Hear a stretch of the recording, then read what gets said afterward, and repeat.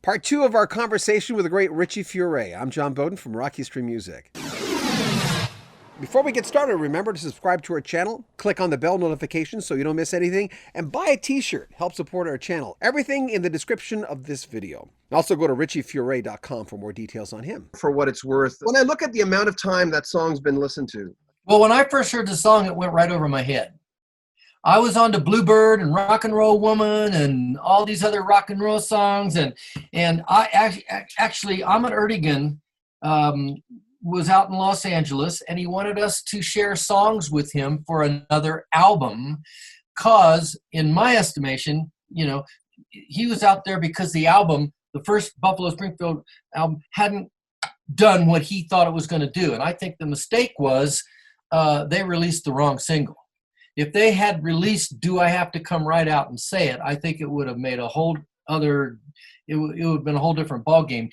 Nowadays, Clancy can't even sing. It's too esoteric. I mean, it's too, I don't know what. Anyway, Ahmet was there listening for songs or wanted to hear songs for a second album.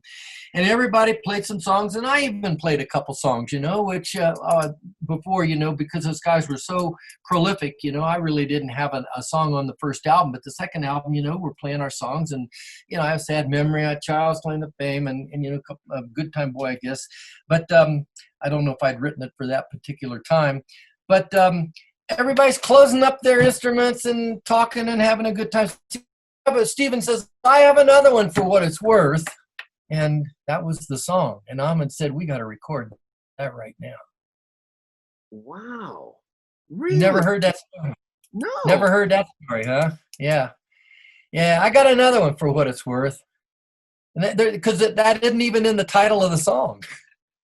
I mean, that's just how it went. And of course that, you know, went on and became basically really the only hit that Buffalo Springfield had outside of Los Angeles, you know, where we had songs on, you know, the radio there, but it became I think it went up to number 7 and all. But yeah, that's the story of that song. I missed it because, man, let's rock and roll, you know, and this sounded like a nice little folk song, you know, and bingo, man.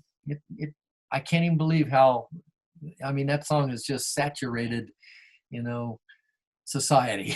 When I talk to a lot of people who are writing books, and the documentary thing is great because there is, as you know, Richie, there's this people are worried, you know, the folks who grew up in the 60s and 70s that were listening to you guys and just getting plugged in through this music. They're going, hey man, in 20 years, there won't be a Beatle around. You know, it'll be done. People bitch about reunion tours, but at the same time going, okay, the guy's not 20 anymore, but he's right there and he created it. And I want to see him. That's the guy I want to see. With the documentary, obviously compartmentalizing now, you're going, got to remember all these stories. How does it feel looking back? It is interesting. And you know, in one of the things that you said, you know, humility is a thing that I think musicians, you know, should really attach to their life, because so often, you know, we let the press get to us. And if they say you're the greatest thing since whatever, you know, you're going to believe that. But then the next moment someone comes in and sucker punches you, you know, and says, you know, you're a piece of this. And so it's a ride like this that you don't want to get on. One thing I really felt that I had to do and was very thankful for and glad that we did the Bridge School and the Buffalo Springfield got back together and could play those, that series of music. I had to really prove to myself that I didn't ride into the Rock and Roll Hall of Fame on the coattails of Stephen and Neil. I wanted to make sure that I felt that I offered something and brought something to the band that, you know, no one else could have brought to the band. And during those series of concerts, that was enough to satisfy me, that I was able to hold my own with these, you know, these guys are big stars, you know, and I'm the guy in the middle. and it was very important to me. And as I look back, you know, sometimes, you know, I mean, that's kind of like, gee, wow, man, that was really a special time, and I was an integral part of that special time. And sometimes when I'll write a song, it's like, my gosh, how in the world do I even write a song? I don't even know how I write a song to this day, and I'm still writing songs, and I don't even know what it means to this day, because I'm the only guy in any of the bands that I've ever been in that never had a hit. I never had a hit record. I never, I mean, there are people that know my music, but as far as a chart-busting big hit, never had that, man. But I'm still writing songs because it's something that's ingrained, on just being of history like that. It's pretty amazing. And as far as, what I think about it, man, my life's been blessed more than any one guy should ever be blessed, man.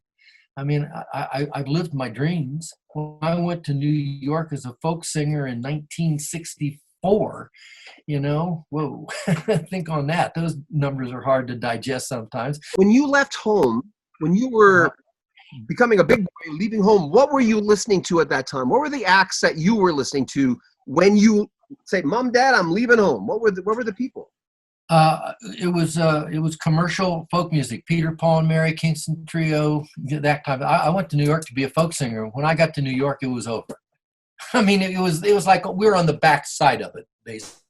The Love and Spoonful were starting to play electric. Dylan was starting to play electric, not very shortly after that, and so we missed the folk thing. But that's what I went to New York for. Did your parents get that about you? Did they understand? My mom didn't. No, my dad had passed away. So, I mean, he wasn't an issue at the time.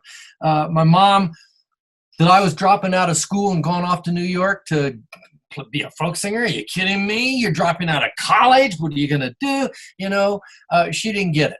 And obviously until it looked like, Springfield took off a couple years later, then she got on board with it and everything was fine. But she was worried about her son, being able to make a place in life and provide for a family and all. And she didn't think that going off to New York to be a folk singer was actually the best move that I could dropping out of college. But, it was tough for her at first to see her son take off like this. And, it's so out of character for me to think back on that. To do that. Yeah. Today, it's like, it would be like crazy, but back then when you're a 19, 20-year-old kid, man, I want to do it. I want to go after it. I want to be a part of whatever is in my heart. And so I did it. And as I look back now and I just say, wow, man, what a life I've led. I don't dwell on it too much, because I try to live in the moment. But I don't like to, when I do think back on it, and I'm glad that I had that moment at the bridge school, because it really solidified that, I wasn't, it wasn't just a fluke, that the Springfield got in. I added an integral to that, but when I look back on my life now and see what I've got, and then look at some of my other friends and see the struggles, and my life didn't have struggles. When Nancy and I were having our difficulties, man, that was a big thing. But to think back on that and think I got 53 years of marriage, 4 daughters, 3 great son-in-laws, 13 grandkids, and then I look at some of these other guys that are out there, man, and it's like my life, man, is just, I'm blessed more than anybody ought to be blessed in this world, man. More from Richie Furay coming up next week. Make sure you comment on our videos, subscribe to our channel, and share our videos. I'm John Beaudin from Rocky Stream Music.